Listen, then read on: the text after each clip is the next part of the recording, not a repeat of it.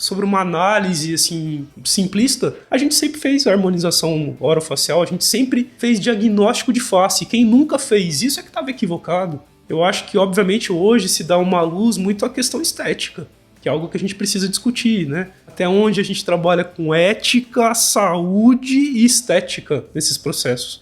Eu acho que do ponto de vista de formação, o mais importante é mostrar para o estudante isso, exatamente isso. Quais são os limites éticos, quais são os limites estéticos, para que a gente não faça aberrações.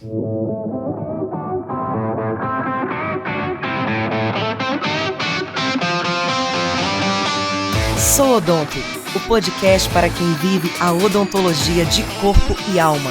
Um projeto do Caminho Criativo, apresentado por Gustavo Rivera e Thiago Menegazzi.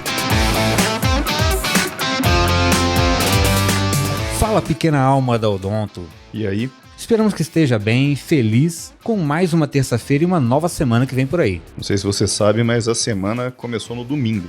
De fato, reformulando uma semana de novos conteúdos aqui no Sou Odonto para você. Semana essa em que inauguramos um novo formato por aqui. Novo formato para complementar o que já fazemos e continuaremos fazendo, com um bate-papo às terças, com histórias minhas e do Thiago e uma crônica na sexta. Pois é, não vamos mudar nada no podcast, mas aumentar o cardápio de formatos que traremos para você. É isso aí, mais trabalho pra gente e por falar em cardápio, semana passada estreamos também um novo quadro que o pessoal gostou bastante, com indicações de conteúdos para Além do Mocho. Que beleza de trocadilho, né? Mas é isso mesmo. Temos tido um feedback bem legal sobre esse quadro, o Além do Mocho, que inauguramos no episódio da Baladinha. E por falar nesse episódio, ainda estamos reunindo as respostas dos ouvintes sobre a origem do Sukugami. E vou dizer, viu, tá difícil do povo acertar. É que quem toma o Sukugami, na verdade, é jovem. Nunca nem ouviu falar da referência que inspirou essa bebida. Mas continuamos em busca da melhor resposta. Vai lá no nosso perfil do Instagram, o @souodontopodcast, e responde lá. Tô até pensando em oferecer um prêmio para a primeira resposta correta. O que você acha? Eu já tomava Gami na época de faculdade, então não é um negócio só pra jovem. Ah, sei. É uma boa, hein? Vamos pensar nisso. Vai lá no @souodontopodcast. Mas voltando à estreia de hoje, aliás, algo que já tínhamos planejado desde o início, tá lá gravado no episódio piloto, ouve lá se você não ouviu ainda. E finalmente conseguimos nos organizar para acontecer. Vamos trazer aqui no Sou Odonto o nosso primeiro convidado.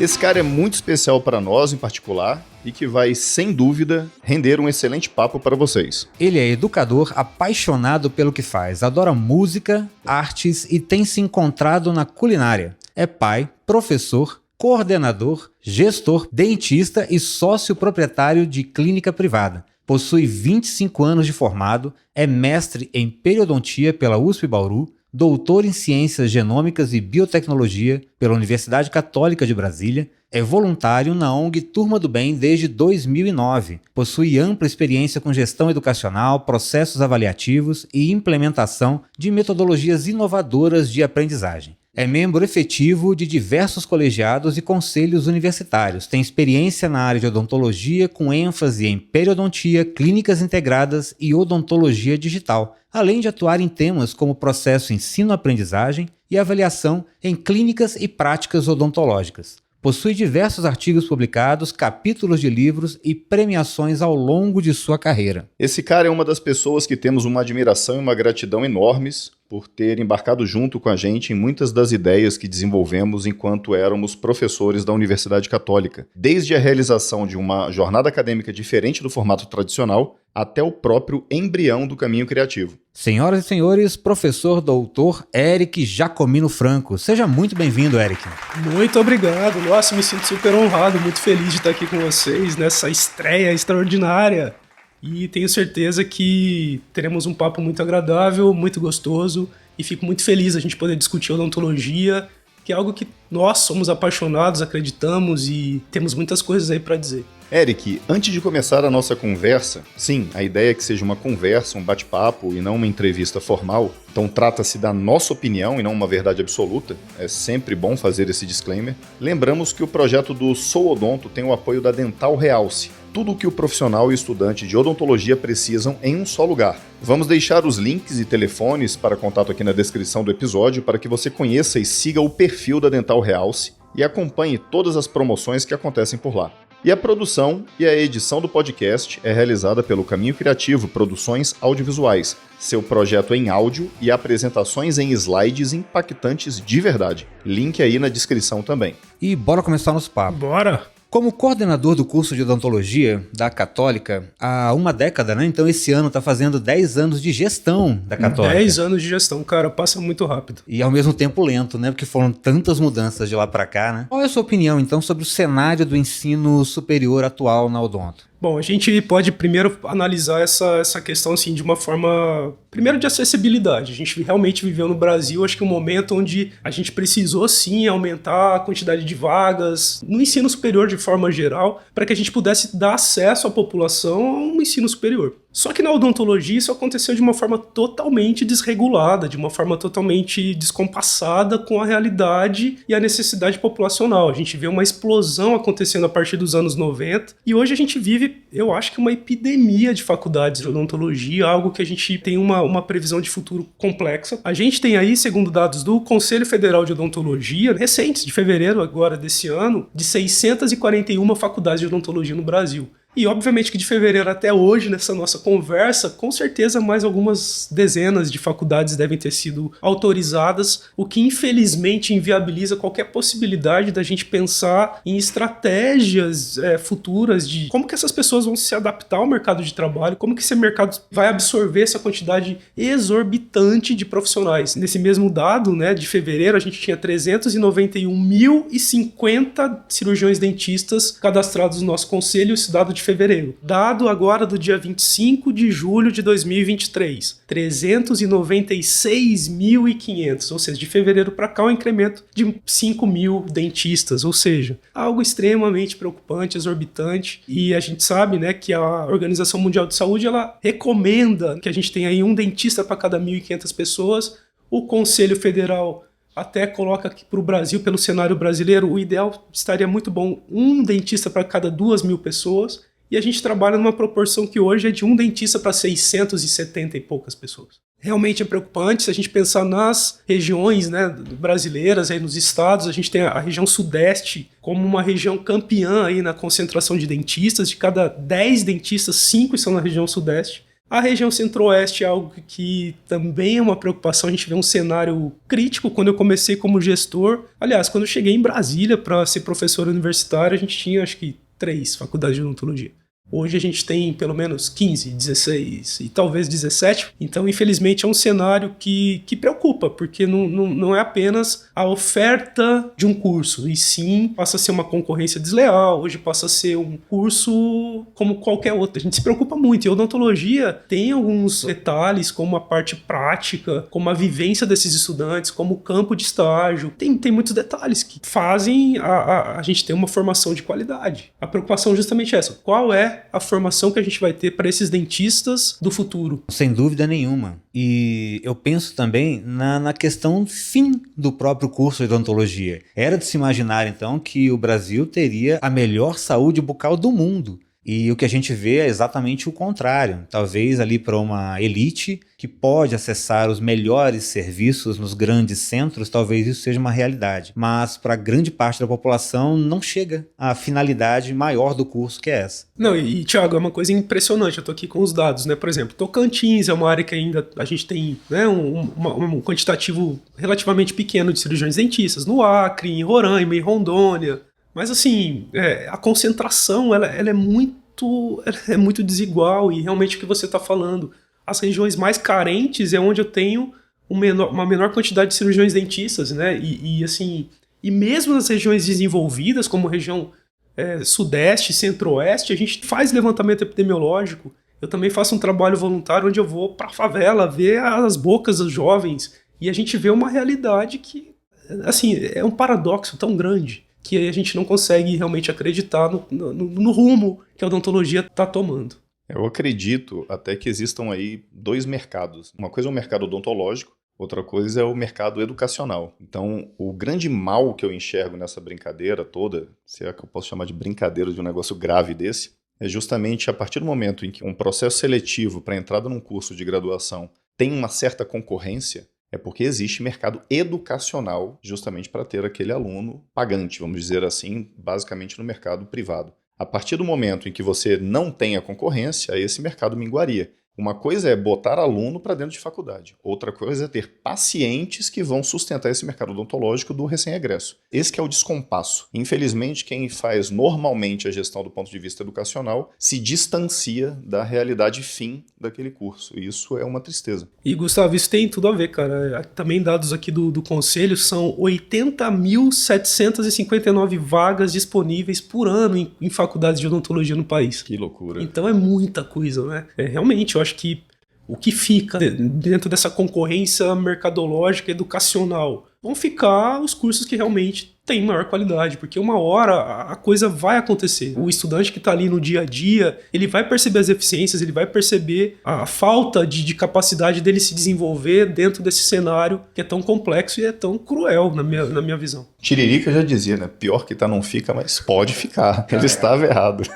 Eric, e quais os maiores desafios já enfrentados por você e que podem ser compartilhados nesse horário na coordenação de um curso de graduação importante como o da UCBDF? Cara, fazer gestão é uma coisa complexa, né? Por natureza, assim, você vive mediando conflitos todos os dias e é algo que é bom, eu não acho ruim, não. O problema é que quando você tem as ferramentas na mão e, de repente, essas ferramentas ou não são enxergadas por instâncias superiores como algo saudável, ou então quando as ferramentas que são dadas a você são ferramentas que são forjadas, né, para que você entre naquele molde, e aí eu acho preocupante. Assim, a gente viveu momentos de enfrentamento de crises específicas, a gente teve um momento muito complexo, até no pré-pandemia, mas no processo de pandemia de uma forma muito mais agravada, onde foi uma selva mesmo, assim, aquela coisa horrível de você pensar no futuro, pensar também na sustentabilidade de instituições e realmente na percepção do estudante, como fazer aquele estudo online, à distância, num mundo que estava totalmente caótico e onde a educação naquele momento não era uma prioridade, né? Você estava ali querendo saber se você ia sobreviver a um vírus ou não. Eu acho que a partir desse momento, desse enfrentamento, e talvez foi, acho que o que eu vi mais grave dentro da coordenação do curso, é você conciliar, sim, redução de custos, que é algo que a gente tem que pensar. Você está fazendo gestão de um curso de um ensino superior onde, se você não pensar em redução de custo, mas ao mesmo tempo manutenção de qualidade, de uma maneira equalizada, você não sobrevive no mundo corporativo. E eu estou dentro de uma instituição privilegiada, onde a gente tem mantenedores que injetam muito dinheiro e a gente tem, sim, aporte para isso, para investimentos, mas todos nós sofremos. Momentos de dificuldade? Tivemos sim, principalmente nesse período de pandemia, foi bastante crítico, muito complexo, onde várias coisas que a gente acreditava foram colocadas em xeque. E graças a Deus hoje isso já amenizou bastante. Mas para fazer gestão de algo que a educação, que é algo tão palpável ali no dia a dia, na odontologia, na minúcia, no milímetro de uma restauração que você está ali ajudando o estudante, num procedimento pré-clínico ou clínico. Como que a gente conseguiu fazer isso durante quase 2 anos à distância, né? E depois retomar de uma maneira precoce, conseguir reverter, ou minimamente reverter aquilo que foi perdido do ponto de vista educacional. Então, é muito aprendizado. Eu acho que se a pandemia trouxe alguma coisa de positivo, se é que a gente pode ter essa licença para falar isso, é exatamente essa melhoria nos processos, sejam que envolvam tecnologia ou não. Ali no processo do dia a dia, a gente se viu obrigado, todos nós, professores, gestores, estudantes, a mudar os nossos processos. Vários deles não se adequaram, é verdade, né? E tiveram muito mais dificuldades. Eu vejo com meus filhos, né, que hoje têm 10 e 12 anos. Então, na época da pandemia, aí, há 2, 3 anos atrás, a gente viu essa dificuldade e vê agora o que isso gerou e isso trouxe. E claro, no estudante de graduação, isso foi ainda pior em vários aspectos, porque diferentemente da escola regular, digamos, né, inicial, dos anos iniciais, que é algo um pouco mais cíclico. E quando a gente vai para graduação ou pós-graduação, mas a graduação em especial, ela é mais linear. E quando você perde isso,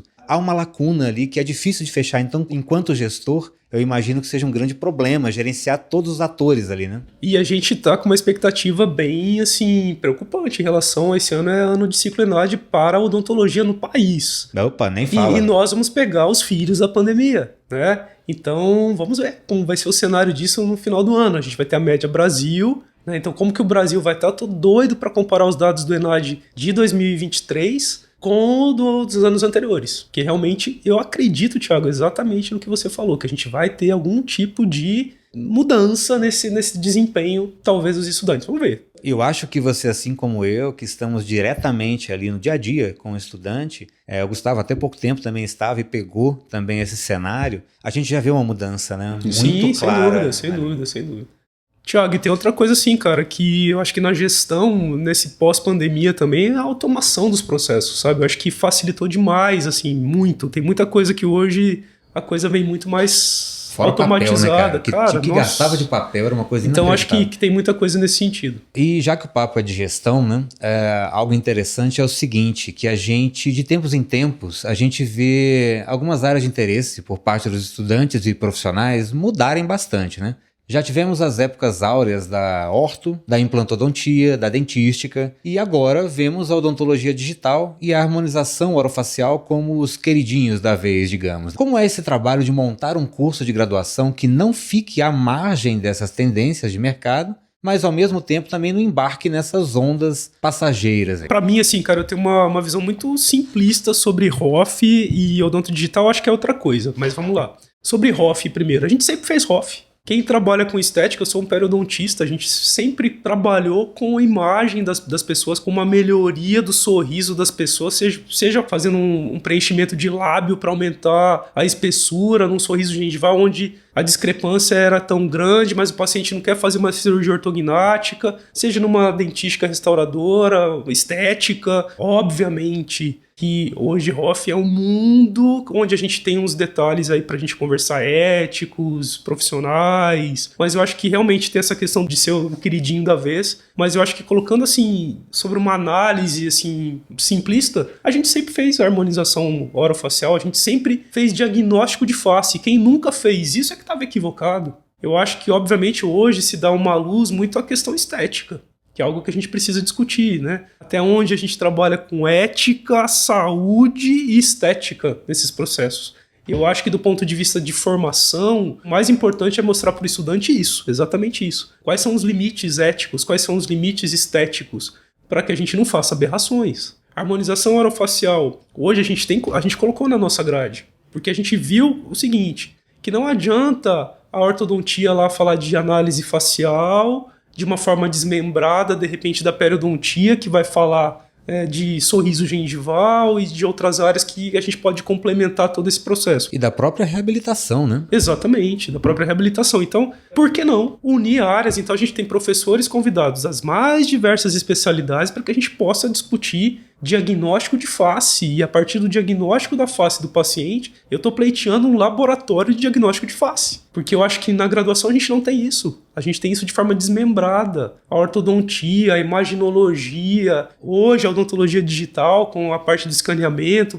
tudo compartimentado, né? Eu acho que dá pra gente fazer propostas inteligentes, não ficar à mercê realmente de mercado. E na minha visão, a gente sempre fez ROF. É óbvio que hoje é uma febre. E a coisa vai por um caminho, às vezes, que a gente nem imagina que vai. Outro dia eu estava vendo uma discussão que estava sendo levantada ali por pessoas que não querem nem mais serem chamados de dentistas, mas de injetores. Onde isso vai parar? Isso não faz nenhum sentido. Não faz sentido algum. Talvez venha ao encontro daquele nosso primeiro dilema, né? Aquela enxurrada de profissionais pro mercado e as pessoas que estão buscando alternativas que não são alternativas clássicas, né? Na odonto digital eu já vejo um pouquinho diferente. Acho que não tem volta. A odontologia digital, para mim, não é modismo. A ROF, não que eu acredito que ela seja, mas eu acho que a gente está hoje com um foco muito voltado para a estética. Em algum momento, o próprio mercado vai acabar equilibrando isso. Vai equilibrar. Ou as pessoas que já fizeram a harmonização também vão perceber assim, tô satisfeito, tá bom, não preciso ir além disso. Era isso que eu queria para minha autoimagem ficar adequada. Não, e só para deixar claro a questão da ROF,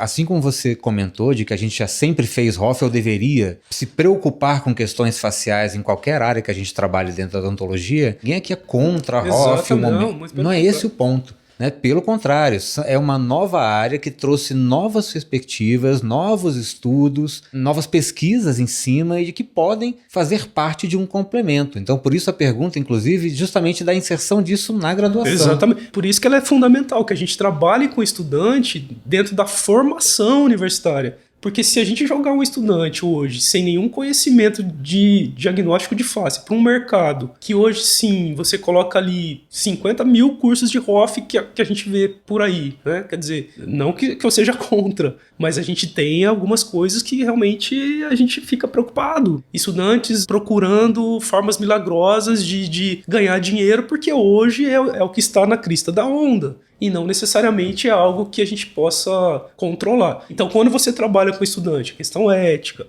a questão de formação, para a saúde, porque a saúde também psicológica do paciente, ele tem direito de melhorar a face dele, ele tem direito a harmonizar, fazer da forma como ele bem entender, dentro de parâmetros que sejam considerados adequados para a face, para a estrutura biológica daquele paciente. E por isso que tem muito estudo, por isso que tem muita pesquisa, e é nisso que a gente acredita, né? A gente precisa fundamentar não só a harmonização orofacial, mas todas as áreas da odontologia baseada em evidência científica, e é isso. E a sua parte você faz. Claro. Então eu não falo você, mas eu falo em termos de curso. Ou seja, isso não quer dizer, ou isso não garante de forma absoluta, que o fato de ensinar questões éticas ou de valores com relação à atuação profissional fará com que aquele profissional seja ético ou tenha valores bacanas, ou pelo menos alinhados com aqueles dos professores ou dos cursos que ministram essas disciplinas. A grande questão é justamente essa fórmula milagrosa que hoje gira em torno de muitos profissionais que trabalham com a ROF, mas há pouco tempo atrás giravam também em outras áreas. A questão da busca sempre pelo dinheiro fácil. E dinheiro não vem fácil.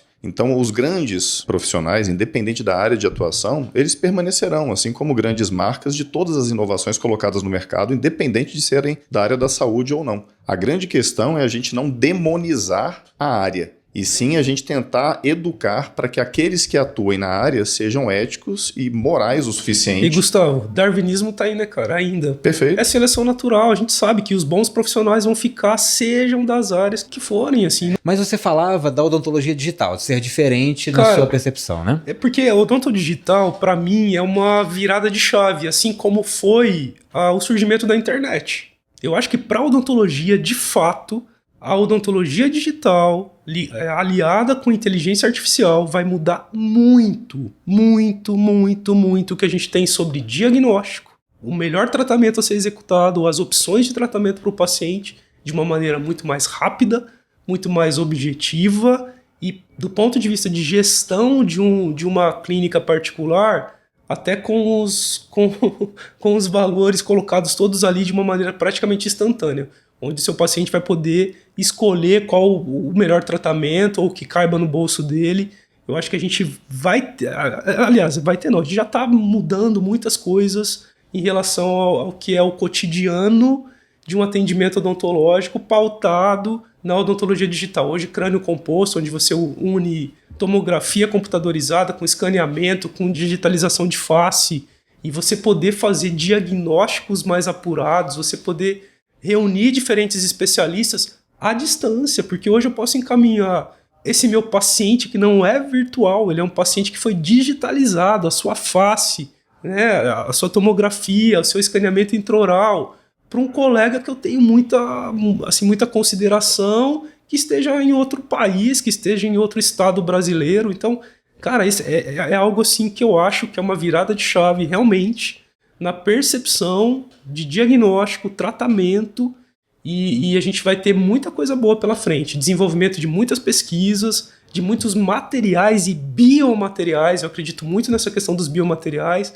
Eu que sou de uma área que é periodontia, onde a gente tem perdas ósseas, onde a gente tem problemas aí com, muitas vezes, para a gente reabilitar esse paciente novamente. Acho que a gente tem muita coisa boa vindo por aí. Érica, a gente conversou agora sobre essas questões das tendências dentro do mundo odontológico. Mas eu acredito que, assim como todo recém-egresso de boa parte dos cursos de graduação do país, você se formou sem ter as habilidades de gestão que são muito importantes no exercício da sua função de coordenador. Nós, incluo você nessa pergunta, enquanto dentistas, também não somos devidamente preparados para gerir ou administrar um consultório ou clínica odontológica, ou mesmo nossa carreira no que tange assuntos tributários, contratuais e burocráticos de maneira geral, assim que recebemos nosso diploma.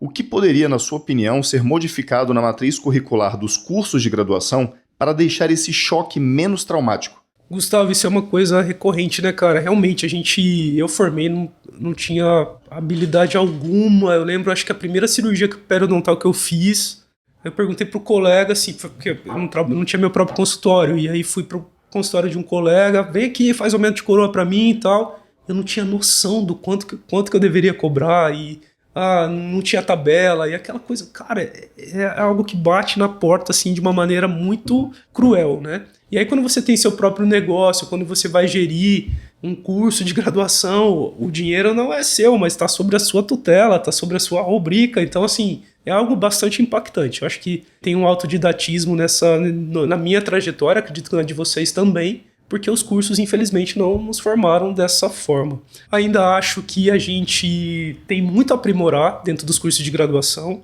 Por exemplo, na Universidade Católica, a gente tem uma disciplina de formação profissional em odontologia, onde todos são convidados a fazerem um plano de negócios hipotético do seu negócio que você deseja criar. Então, é um consultório simples de uma única cadeira. Não, eu quero uma clínica com 8 cadeiras para um público X. Isso a gente faz esse exercício, acho que já é uma evolução gigantesca na formação dos estudantes. Se em termos de carga horária é suficiente ou não, aí a gente começa a discutir outros pontos de DCNs, né? Das diretrizes curriculares nacionais, dos apertos que a gente tem hoje aí para conseguir colocar tudo nos eixos, né? Tem um certo engessamento, né? Nessa área. Tem. Então, se a gente também valoriza muito essa área, da onde a gente vai tirar, né? De algum lugar a conta tem que fechar. Então, assim, hoje a gente vê, sim, que é necessário, acho que cada vez mais. Posso falar pelo curso que eu faço a gestão, a gente trouxe algumas inovações. Então, hoje tem design thinking, busca de inovação, tem disciplina de liderança, negociação em grandes negócios.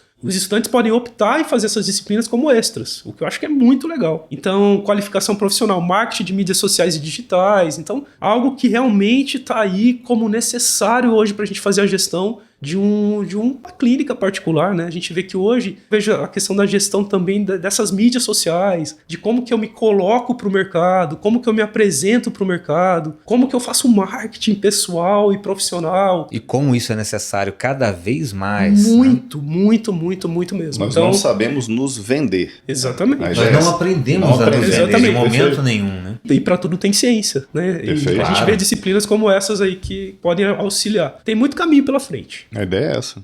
E mudando um pouco de tema, sua atuação no terceiro setor também data de muito tempo pelo programa Turma do Bem. Chegou até a ser eleito, olha só, senhores, dentro dos participantes desse projeto como o melhor dentista do mundo em 2015. E para aqueles que nos escutam e não sabem do que se trata, terceiro setor são as ONGs. Organizações não governamentais incluem as fundações, fundos comunitários, entidades beneficentes e sem fins lucrativos. E qual é a sua opinião, Eric, sobre a situação atual do terceiro setor na odontologia? Qual a importância desse tipo de projeto para a população e especificamente do trabalho da Turma do Bem? Bom, realmente, eu tô na Turma do Bem desde 2009, fui apresentado por um amigo, né, o Dr. Daniel Rey, e que na época falou, cara, projeto social, acho que tem sua cara, vamos lá conhecer. O papel do terceiro setor, ele hoje é fundamental. Eu acho que a gente vive um momento onde a gente tem, obviamente, o primeiro setor que é o governamental, onde a gente tem realmente ali as necessidades, as funções e principalmente as obrigações desse setor,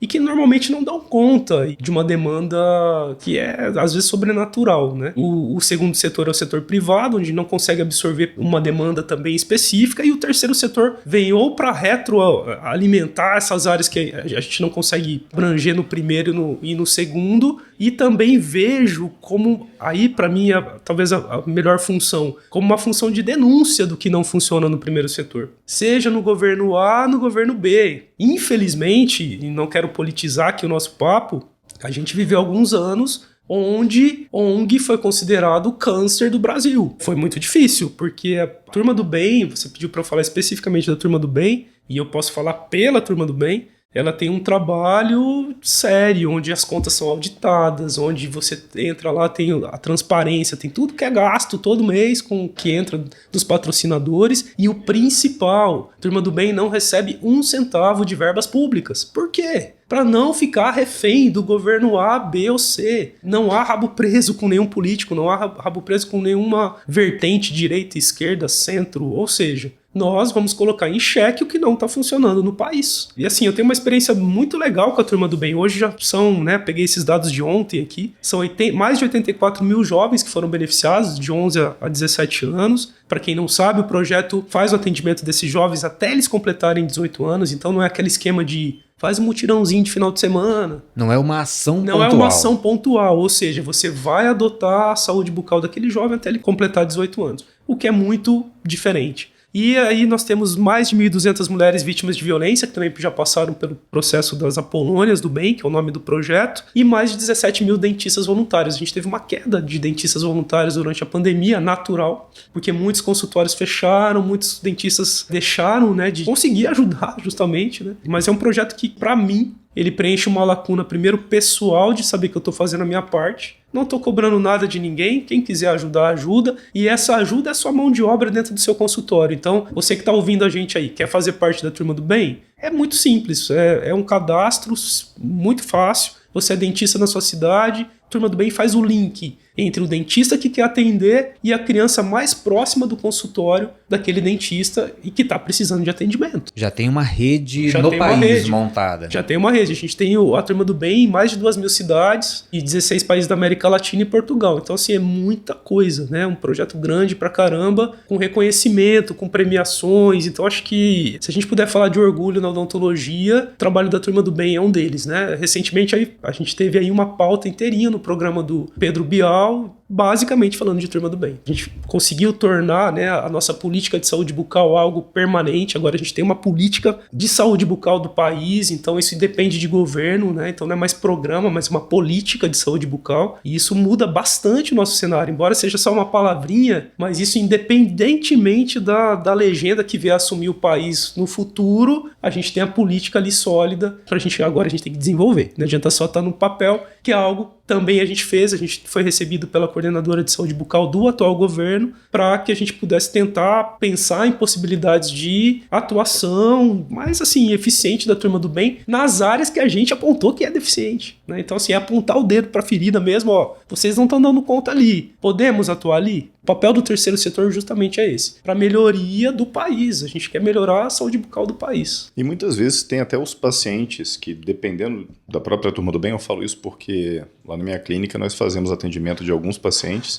Às vezes ele chega para um determinado dentista e o dentista ele é especialista em uma determinada área e esse dentista é vinculado à Turma do Bem e o da especialidade pela qual aquela que o paciente necessitaria, às vezes não tem vínculo com a organização. O que eu acho interessante é que tem muitos profissionais em muitas clínicas que, mesmo não sendo cadastrados junto à Turma do Bem, eles compram essa ideia e fazem o tratamento justamente dessas áreas que o paciente necessita, sem necessariamente ser aquela de domínio do dentista que é vinculado à Turma do Bem. Não, isso é muito legal, né, Gustavo? Porque assim, você pode ser um dentista fazendo o bem, obviamente. Perfeito. É o que você está falando aí, né? A gente não quer dizer que se você não é um dentista da Turma do Bem, você é um dentista do mal. Não é isso, né? Claro. Mas assim, a gente sabe desse tipo de trabalho, né? Muitos colegas aí ajudando e esse é o objetivo, a gente tentar melhorar de alguma forma o que está ao seu redor. Então acho que não custa, cada um fazendo a sua parte é simples, é muito simples. A gente vai deixar aqui na descrição do episódio todos os links, contatos necessários para quem tiver interesse em conhecer o projeto e eventualmente se inscrever também. Voltando agora para um assunto mais espinhoso, digamos.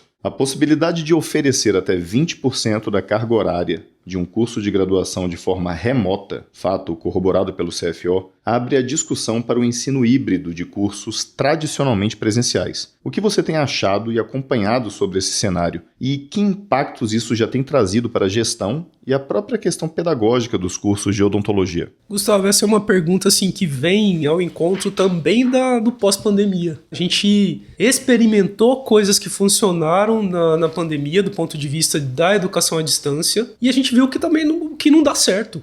Pensar em 20%, eu acho que hoje a gente, graças a Deus, tem as novas diretrizes curriculares nacionais, que talvez, se a gente for pensar bem, né, onde leva, além da carga horária de estágio obrigatório mínimo, lá de 800 horas, que é 20% da carga horária total mínima do curso, que é de 4.000, Então você pega lá 20%, 800. Aí você pega a necessidade hoje de você ter 10% de práticas extensionistas. Você tem que ter ali 400 horas de atividades extensionistas. E você tem hoje uma coisa nova na DCN que talvez nos ajude muito com essa preocupação do 20% da carga horária, que é o que é considerado mínimo, né? Aliás, a gente pode trabalhar até 20%. A questão das 1.600 horas de práticas clínicas além do estágio. Então hoje, para a gente ficar um pouquinho mais tranquilo, um pouco mais calmo, pelas novas diretrizes curriculares, a gente tem que garantir essas práticas e não são práticas de, por exemplo, histologia bucal. É prática clínica, tá bem colocado ali, com experiência com o paciente. Então isso aliviou um pouquinho, na minha visão, a preocupação dessa questão do hibridismo.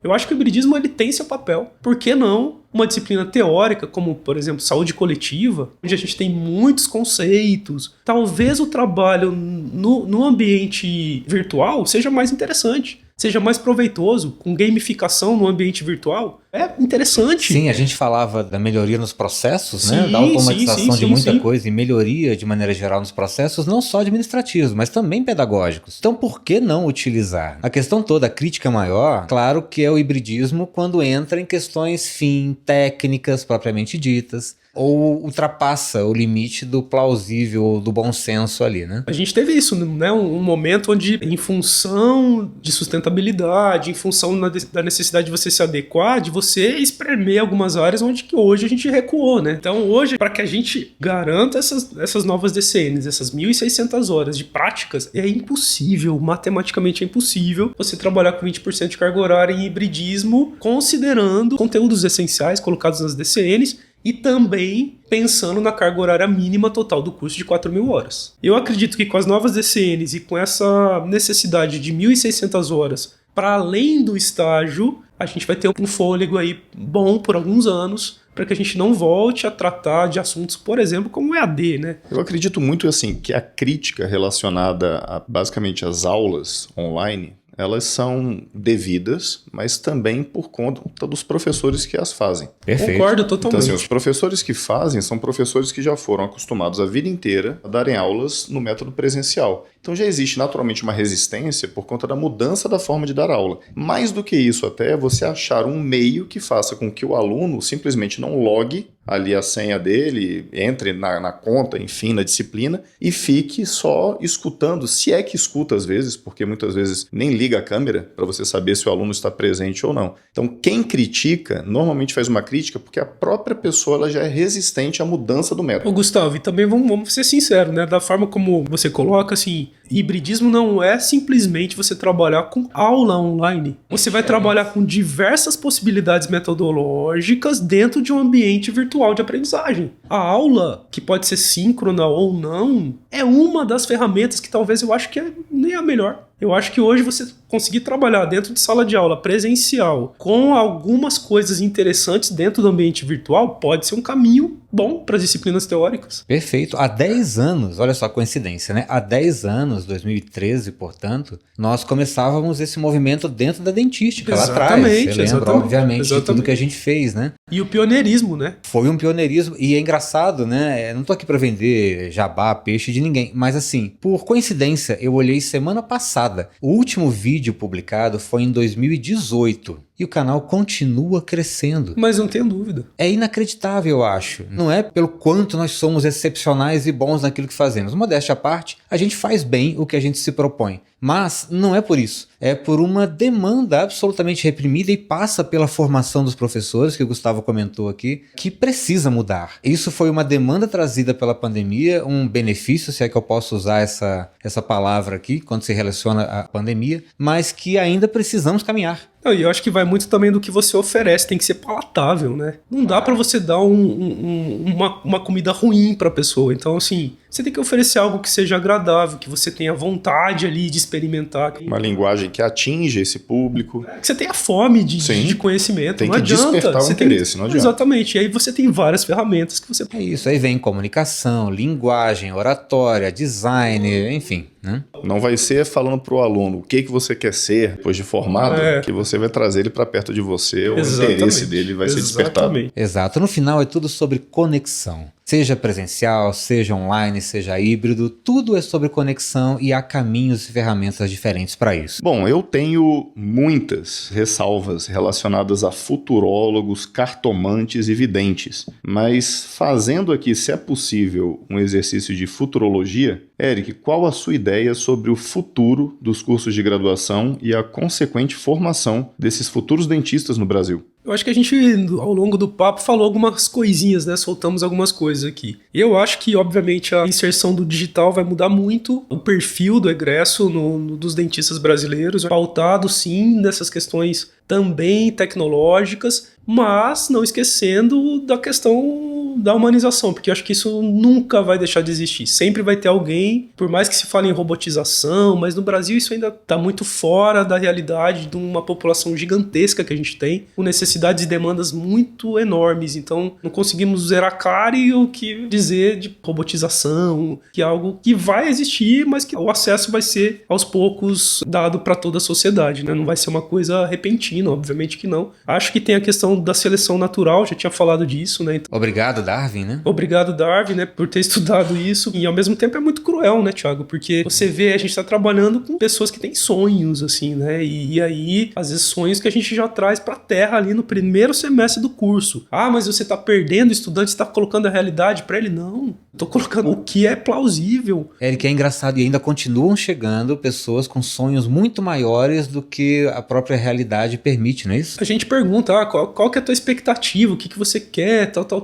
Aquele bate-papo informal de primeiro dia de aula de um estudante de graduação em odontologia. E muitos têm uma visão de que o primeiro mês de salário dele vai ser algo que eu não ganho ainda, entendeu? Cara, é muito utópico essa ideia de que você vai sair com o título de doutor, cirurgião dentista, com um salário milagroso, maravilhoso. E que isso basta, né? E que isso basta. Então, assim, é nesse sentido só que eu acho cruel, porque o mercado vai selecionar os bons, os melhores. A nossa evolução do ponto de vista técnico, ela é necessária, não adianta a gente pensar, tem consciência que eu tenho que ser muito bom tecnicamente. Isso é o mínimo. E eu tenho que ter outras habilidades, que são habilidades socioemocionais, são habilidades hoje aí para mídia digital, para eu poder me mostrar, para eu poder saber vender o meu produto, para eu saber vender a minha imagem. Aquele dentista não existe mais, Não existe mais, né? De ficar ali e só receber as indicações e cair tudo do céu. O que eu acho que é importante até para aqueles que nos escutam é saber que, assim, é impossível controlarmos expectativas das pessoas. Então a gente não tem nem como medir o tanto que uma pessoa cria de expectativa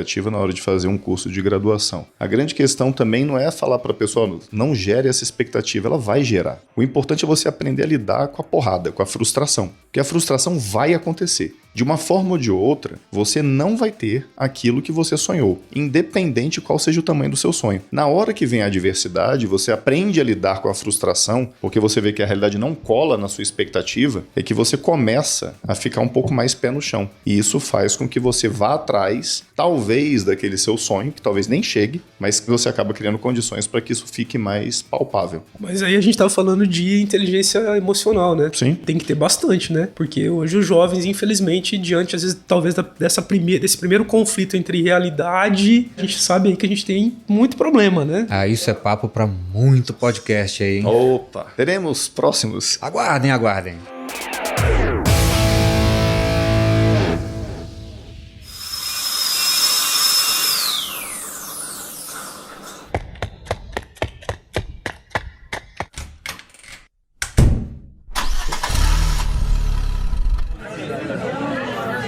Além do mocho, porque você é muito mais que odonto.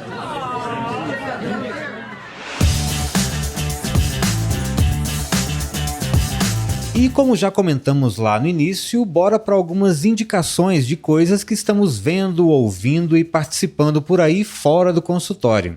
Eric, diga lá, qual é ou quais são as suas indicações para quem está nos ouvindo? Nossa, eu fiz uma listinha aqui, vocês não fazem ideia. Vamos lá, álbuns do Spotify que eu adoro, muito legal para consultório, para ouvir, drinks no sofá, final de semana, tardezinha, uma delícia, músicas gostosas. Lembrando que todos os links estarão na descrição e a gente vai fazer também algumas postagens de todas as indicações aqui, tá? E se for tomar drink no sofá, que tem um sofá impermeabilizado. Mas não, por favor. não precisa não, pode deixar cair, porque faz parte da vida manchar o sofá. Muito Não é, bem, pô? muito bem. Manda a conta pro Eric, tá Não tudo precisa, certo. deixa manchado, vai ter uma história. Pop Up também é muito bom, bem legal, são músicas pop, então é uma sequência muito legal. Podcast, eu gosto do Acenda a Luz, não é aquela coisa de autoajuda, não, mas ele traz um pouquinho os dilemas que a gente tem da parte psicológica com os nossos afazeres de trabalho. Então tem um episódio lá que ele fala de foco, de produtividade, da questão da angústia nossa de não dar conta de fazer tudo que a gente tem no dia e de como que você organiza isso na sua mente. Então é muito legal. Acenda a Luz, da Carol Rasch, com duração mais ou menos de 10 minutos cada episódio. Tenho Filhos Adolescentes, gosto do Psicologia na Prática, que é bem legal, aí é um pouquinho maior, uns 20 minutinhos. Muito bom, já ouvi também. E é bem gostoso, assim, gosto bastante, é o tempo que eu tô no trânsito, então acho que é legal. Acho que falar de série, acho que todo mundo deve ter visto, ou quem não viu ainda, o The Last of Us, que foi assistir com filhos, então maravilhoso, adorei. Acho que eu sou a única pessoa na Terra que não viu essa série Thiago, ainda. você tem que Thiago, assistir, tem que assistir porra. jogando. Tá na lista, tá na tem, lista. tem, Meu filho comprou o jogo e eu ainda não joguei. Você tem que fazer isso aí. Perfil do Instagram, Cortella Oficial, maravilhoso. Tá sempre ali, um cara que eu gosto sempre de ouvir. E uma coisa que não tá aqui, assim, mas que vocês não tinham me pedido, mas quem tiver por São Paulo, quem for para São Paulo, por favor, vamos prestigiar os musicais, as produções nacionais de musicais maravilhosos. A gente tem lá no Teatro Santander agora, no mês de setembro, Uma Linda Mulher, e o Iron, o Homem de Ferro, né, o Homem da Máscara de Ferro, a partir do dia 4 de agosto. Tô sempre em São Paulo, tô sempre prestigiando. São produções que têm me deixado impressionado e que não deixam nada a desejar para as produções aí da Broadway, então acho que é legal também a gente colocar aqui. Eu fui assistir o Wicked agora, né? Mas acabou, saiu de cartaz, mas foi maravilhoso, a produção inacreditável. Bom, sobre as minhas indicações, na verdade eu tenho duas. Quem me conhece sabe que eu sou um cara, digamos, eu quero usar a palavra melhor aqui, mas que curte coisas mais antigas, mais vintage, talvez. Eu vi duas coisas recentemente que eu achei muito legais. Uma delas é uma série que eu acho que tá na Globoplay também, mas eu vi no Star Plus, que é a super fantástica história do balão mágico. Olha que legal. Muito massa, assim, pra gente, né, jovem aqui, de Jovem, 40 e jovem. poucos anos. Eu não assisti o Balão Mágico. Tenho certeza disso, né? Nunca assistiu. Não sei nem quem são. E é incrível que o Balão Mágico, ele ficou no ar somente por 3 anos. Parecia pra mim uma eternidade, eu achava que era muito mais tempo do que isso. Mas aí eles reuniram, então, o elenco de maior sucesso. Teve várias formações do Balão Mágico, mas o elenco de maior sucesso, que era o Mike, o Toby, a Simone e o Jairzinho. E fizeram um documentário muito verdadeiro, assim, muito profundo sobre o que foi a época. Então falava não só das coisas interessantes, claro que foram muitas, mas também de todos os problemas e as mágoas que existem ali, a questão do trabalho enquanto eram crianças, as responsabilidades. Então uma série bem curtinha, 3 episódios, 40 minutos mais ou menos cada episódio, muito bom, vale a pena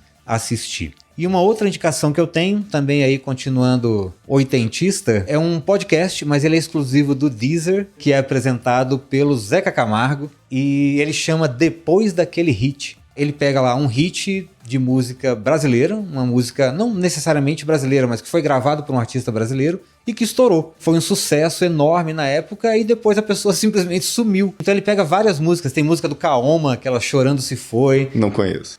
Não é algo que você não vai conhecer nada daqui, né? Quem vê até pensa, né? Tem também O Sonho de Ícaro, do Biafra, olha só. Nossa. Então, coisas muito legais, assim, né? E o Zeca Camargo, ele tem essa coisa de ir mais a fundo ali na investigação jornalística e tem uma linguagem muito bacana, muito interessante. Vale a pena, então, ouvir Depois Daquele Hit, um podcast do Deezer. Só tem lá, infelizmente. Eu tenho uma indicação só, então serei mais sucinto. A minha sugestão para vocês é de um programa, basicamente, que existe no YouTube, chamado Tiny Desk Concert. Especificamente, tem um artista chamado Anderson .Paak. Eu acho que é assim, Thiago. Qual o inglês britânico? Paak. Ele quase engoliu o microfone, Quase cara. engoliu o microfone. O Costinha. Pra quem tem a referência, o Thiago me falou quem era Costinha, porque não é da minha época. Você já entrega a idade agora, né? Então, Tiny Desk Concert, Anderson .Paak. Muito bom.